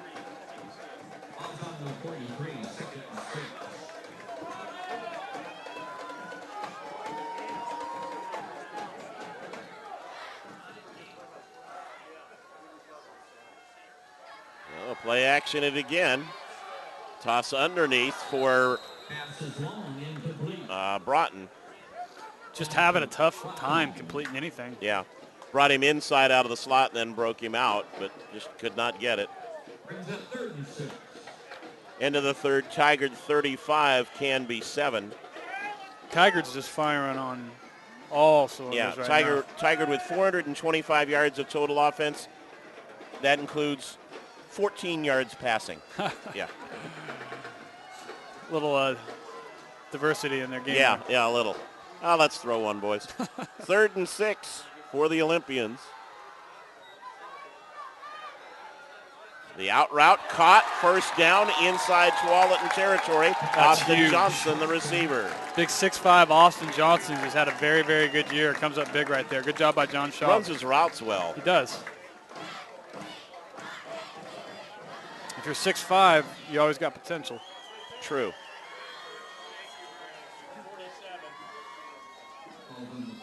Wilson comes back out. No, we were talking 6'5", and we'll talk about it after the break. But Dylan White, we had a good conversation with his family. And good. Talented kid out in Camas. Yeah, Camas, Washington. Gage with his best run of the night. Didn't see the man to his right and ran over him, but it's a first down at the 15-yard line. The Sprague offensive line has opened some good holes this evening. And that's what he can do for you right there. Devin Cage, big kid, runs the ball hard. He's got speed, so once again, you know what they're going to do when they're inside right now. I don't think they're going to be throwing the ball a bunch. Yeah, I think if he had seen that the defensive back to his right, he might have taken it the other way and gone in. He literally didn't see the kid down. Ran him over. Inside of 9 minutes to play in the fourth quarter. And it's Gage, the little quick hit up the middle that time. He'll push forward for 3 more.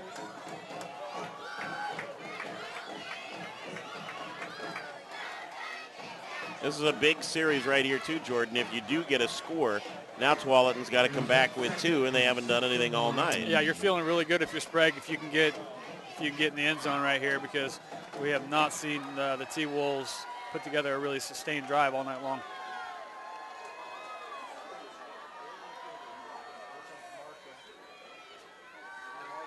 Well, toss sweep that time. Marshall, a nice job of breaking that back inside, and it was an ankle tackle that brought him down. Green was there, got some help too from Walder. Tualatin, once again, very good in the red zone. Do an outstanding job keeping people from scoring unless you're Tigard.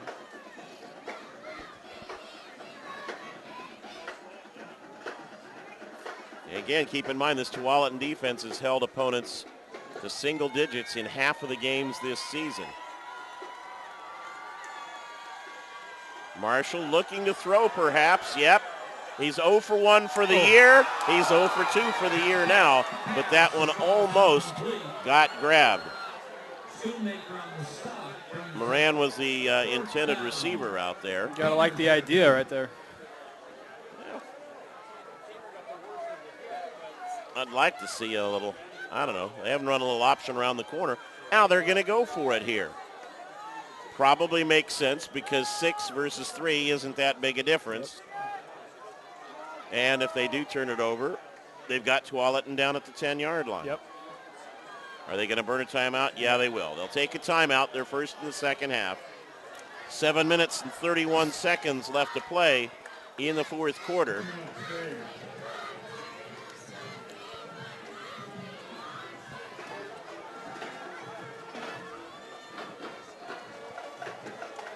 We'll take a timeout as well.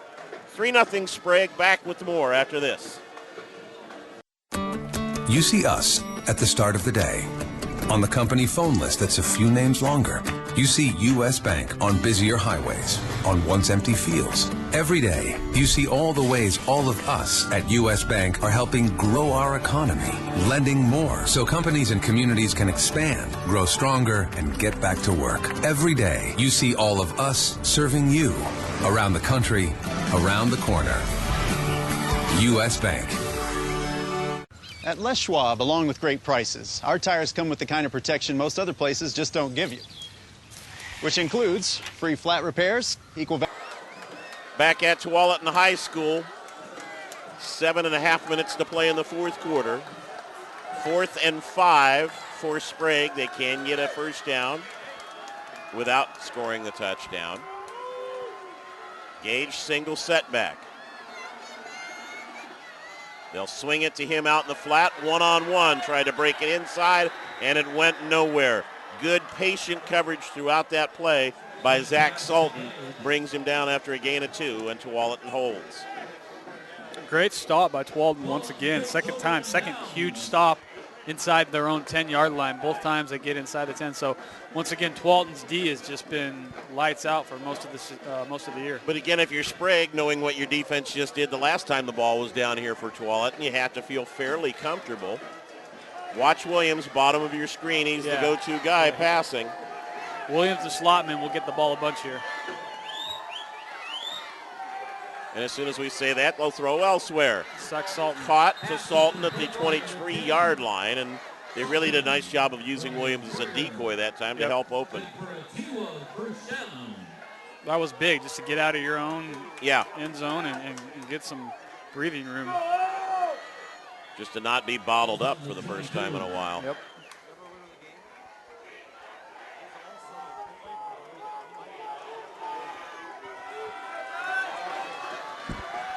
Williams again, bottom of your screen.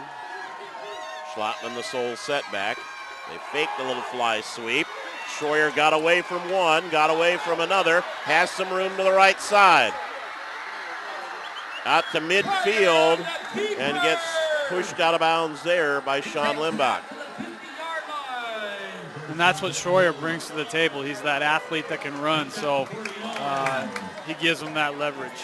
Well, they tried to spring him on a couple of design draws in the game as well. That was a scramble, but a very good read by Schroyer to get it up the field.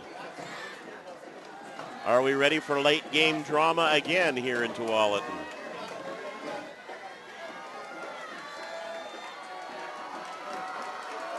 On the Sprague side of midfield where the Timberwolves have not been in a while. Now they'll look for Williams. Makes the catch about the 43-yard line. And again, Limbach with good coverage. 6 on that play. It's just funny how a team that seems dormant most of the night can all of a sudden start to click. Well, your season's on the line. If you're a senior, this could be it, and you're obviously going to give it everything you have. You're at home, so you know that they're going to be pushing. Blitz coming from the backside. Schroyer unable to get to it, and it's brought down by Zachary Sweet. As shot Wilson from the other side. Also had Alec Burns coming in. Smart call right there. Yeah, Zach Sweet, one of the state sack leaders, kid that has just been phenomenal all season long. That's a guy we need to watch here in the last few minutes. 3rd and 9 now from the 48-yard line. Schroyer jogs back in with the play.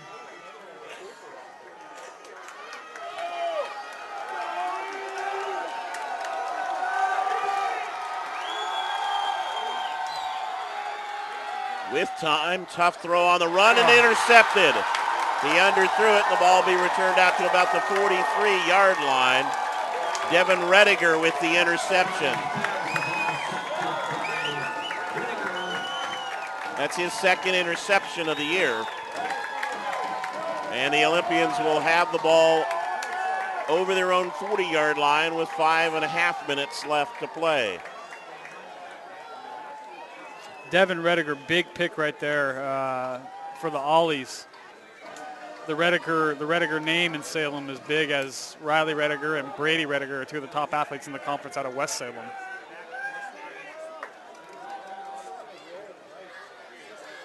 Austin Johnson out of the lineup as the Sprague offense breaks the huddle. 1 or 2 first downs could put this thing away. Williams protecting the ball, jumps on up and over the lineman that time. Marshall rather carrying it. Yeah, Marshall runs with no fear, a $145, which you can pretty much get it blown over by the wind. Put it in a 4-wheel drive there. Yeah, no joke.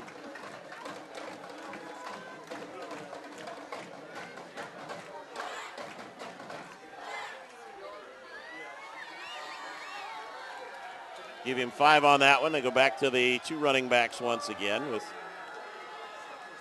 Gage the up back. And again, it's just a protection run there for Marshall. Really both arms securely over the ball, and it's going to be a 3rd and short situation. 3rd and 1. 3rd and about 1.5 yards to go, and they'll be close to 4 minutes on the clock when they snap this one. And this is where the Ollies, I think, feel really good about, if you give Devin Gage the ball a couple times, you're going to be able to get a yard. So whether they get it now or on 4th down, they typically have the same mindset. Motion by Moran. He'll come help seal off the left side. Marshall again, 1st down, and stop at the Tualatin 45, 46-yard line. Fresh set of downs means more time for Sprague. Tualatin does have all 3 of its timeouts remaining.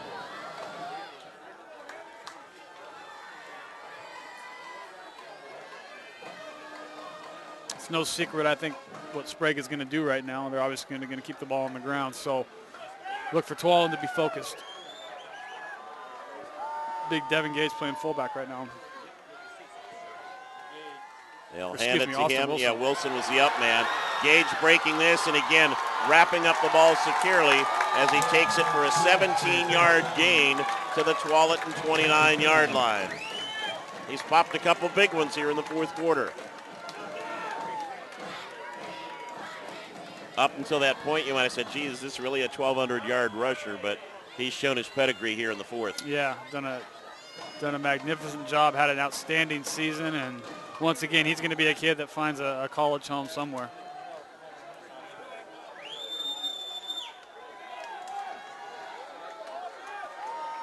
Wilson checking with Gage. Which way you want to go, big fella? And Gage a short gain that time. Chandler Schoonmaker, the first player to hit him for Tualatin, but the clock goes under 3 minutes.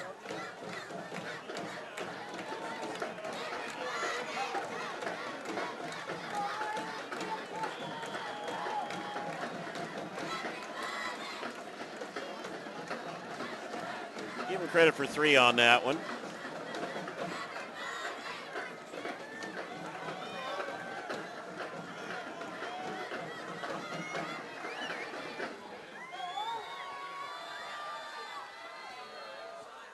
Gage again.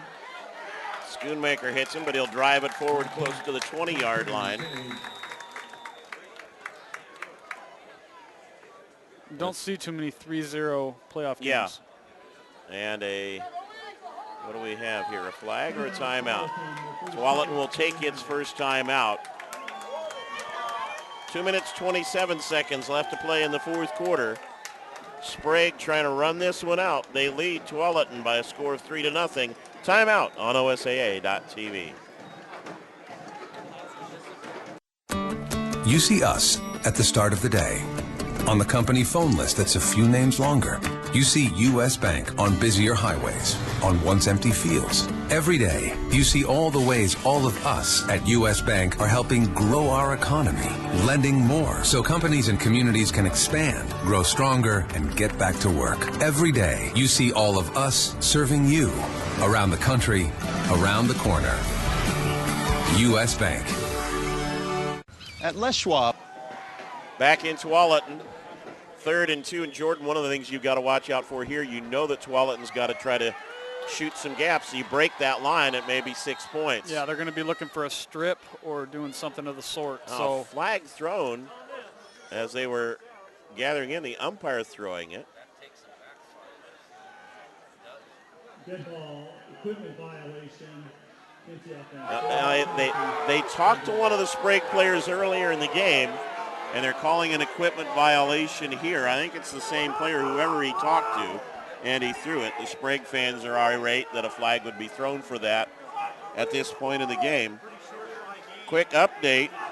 Ambrose So has scored his 5th touchdown of the game. West Salem leads Aloha 28-25 in the 3rd quarter.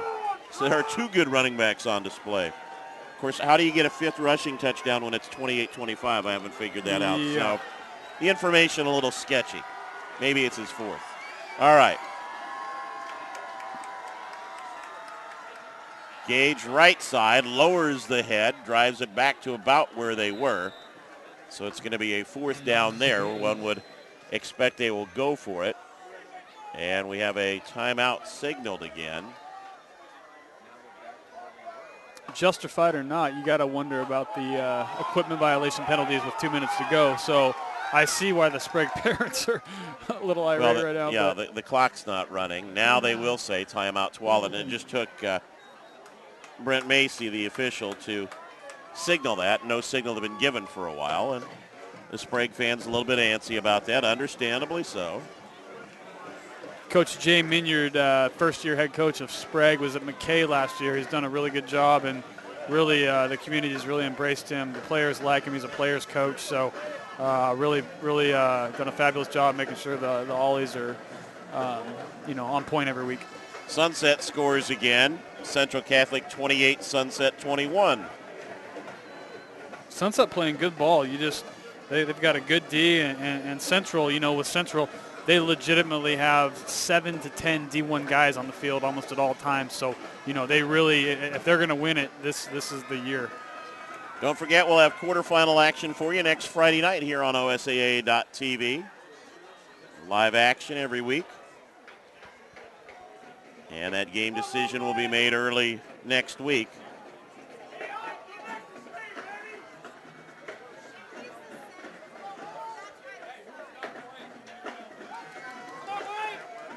So a 4th down and a long 2 here for Sprague. They'll come out with Wilson as the up back, Gage the tailback. And that little tight line pack formation, 1 wide receiver to each side. And they go play action out of this and throw. What a catch! Broken tackle, rumbling to the end zone. Touchdown Sprague, and Zach Sweet, who dropped what was an apparent touchdown at the other end, comes up with an incredible catch and score for Sprague. Zach Sweet comes up big time. Zach, I take it back about the hands, buddy. Nice catch. Yeah, great job, Zach Sweet. Zach Sweet, one of the better defensive players in the state of Oregon, comes up big and makes a fabulous catch, gets in the end zone, and pretty much puts the icing on the cake.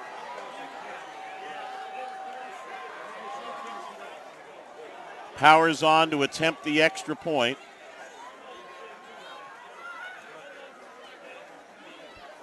By the way, that West Salem lead, they just kicked off short. Tyner was up short, caught it, went 60 yards for a touchdown, although it was back in front. Shocking. Yeah.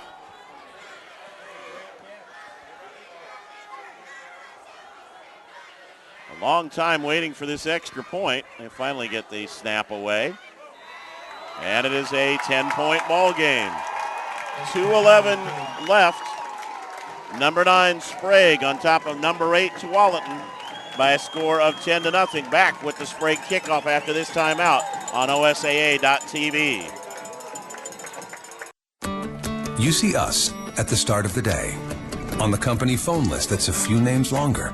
You see U.S. Bank on busier highways, on once empty fields. Every day, you see all the ways all of us at U.S. Bank are helping grow our economy, lending more so companies and communities can expand, grow stronger, and get back to work. Every day, you see all of us serving you around the country, around the corner.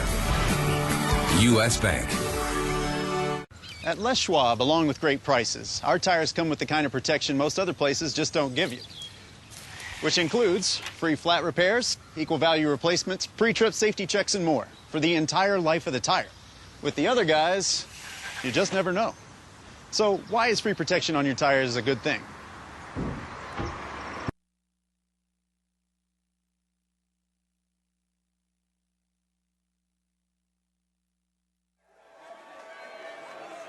Back in Tualatin, a 10-0 score. Austin Johnson with the kickoff. Williams will take it from the 12-yard line and gets it out to the 25-yard line. And now the Tualatin offense needs to come up with a little magic here to keep the season alive.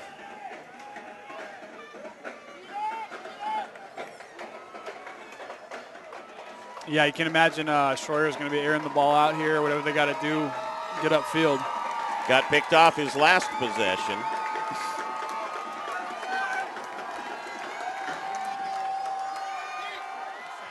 Lots of time. Nice catch on that little bullet. Green, the receiver. That came in with a little heat on it. Tualatin will operate with 1 timeout remaining. Schroeder is also a catcher, so he takes a lot of pride in his arm, obviously. Yeah. Under pressure, there he is at both ends. Gee, who should we make the player of the game, huh? Yeah. Big sack there and a timeout taken by Tualatin, their final timeout with a 3rd down situation. Speaking with Austin Wilson over the week, he talked a lot about Zach Sweet and what he's meant to the team and how it's just tough for anybody to guard him. He's kind of plays out of position, being only 6 feet tall on the defensive line, but he's one of those kids that just is super quick, strong, and tough for any O-lineman to form up on. Yeah, that was a great speed rush that time around the corner. Extremely quick.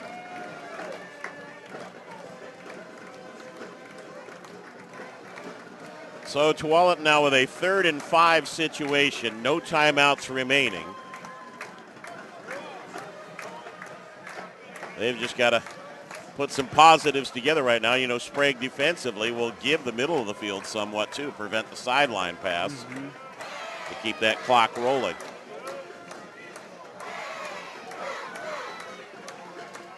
Coach Minyard was not used to quarterfinal appearances at McKay. McKay, it's a school that struggled quite a bit over the years, so you know he's got to be loving this as well. 3rd and 5, Sprague fans making a lot of noise. Schroyer chased and dragged down. Do you think there's a little adrenaline for that young man right now? Zach Sweet is stopped again, and it's 4th down and do or die time for the Timberwolves.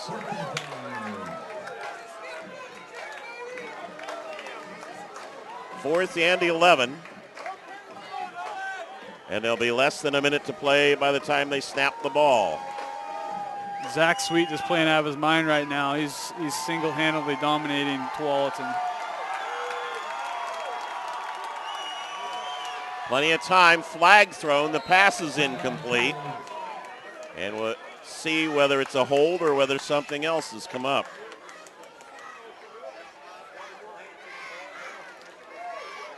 Sprague players, it is a hold against Tualatin, will be declined, and Sprague will have the football and go into victory formation.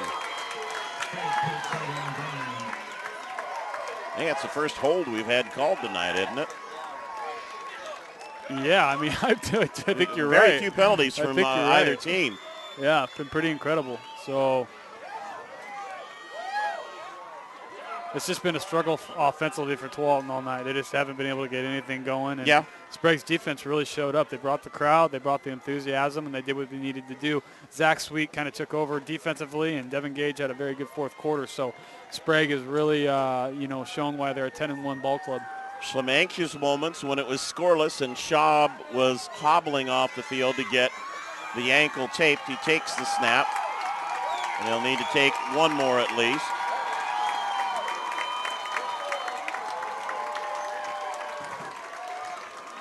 So Sprague will move to 10-1 for the season.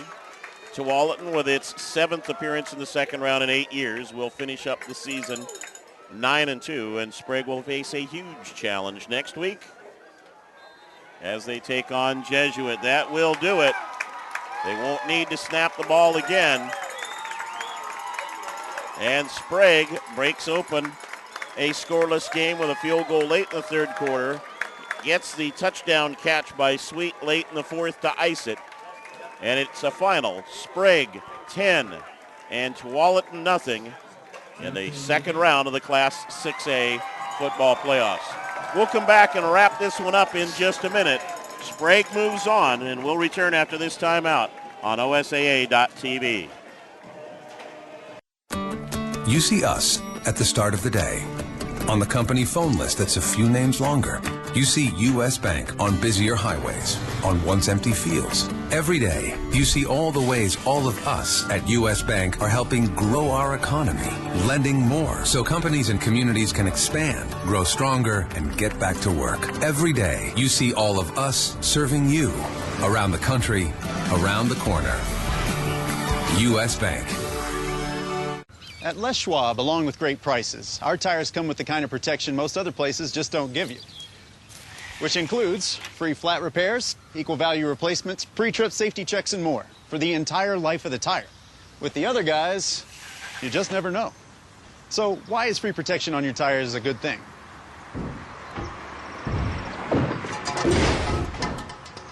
Lifetime protection. That's our best tire value promise. Les Schwab, doing the right thing since 1952. Back at Tualatin High School, the Sprague football players, neat scene. They all came over to the sideline a second ago, took the helmets off, lined up, and applauded their crowd. And Jordan, you said a great turnout for the fans tonight, and they'll drive home happy. Yeah, absolutely outstanding performance by Sprague. They shown up, senior-dominated team. Everybody can see the huge crowd that came down from Salem, so I'm sure Sprague feels really good about going and playing Jesuit next week and setting themselves up for a game that they haven't had that big in a number of years. So yeah. Very, very, very impressive performance here, coming to a tough place to get a W in Tualatin.